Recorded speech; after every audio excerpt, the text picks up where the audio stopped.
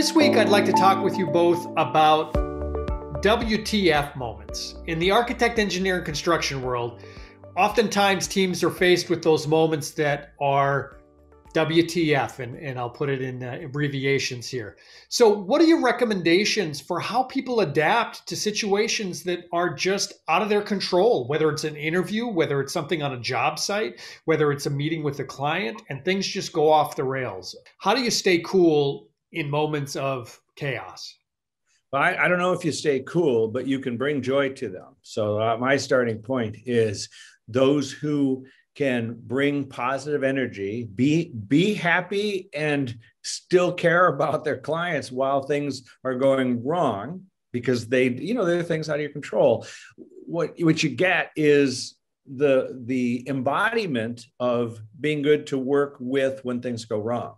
And we've actually won interviews where they said it was how positively you handled when things went wrong. You're the team we want to be with, if something goes wrong. Right. So there are two parts to that. One part is always have a plan B.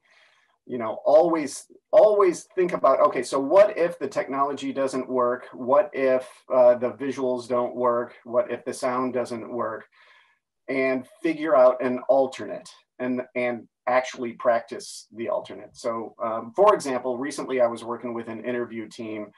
A prime team member was not available to participate in it. So he shot a video in advance, and the team had a very carefully planned moment of inserting that video into it. And they tested it in advance and it worked well.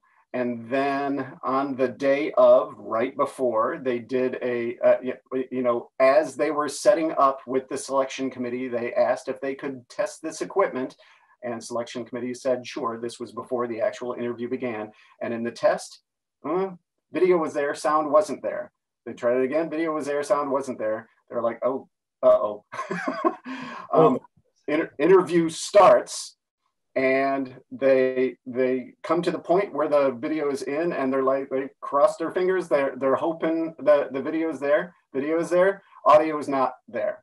But luckily, they had planned on this happening. So the secondary person, the person who was most senior, other than this person who wasn't present, had this person's script and was there to literally read this person's words out loud.